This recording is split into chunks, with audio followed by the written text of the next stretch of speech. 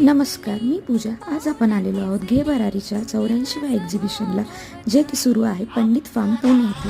तर चला तर बघूया एका छताखाली आपल्याला किती गोष्टी मिळणार आहेत.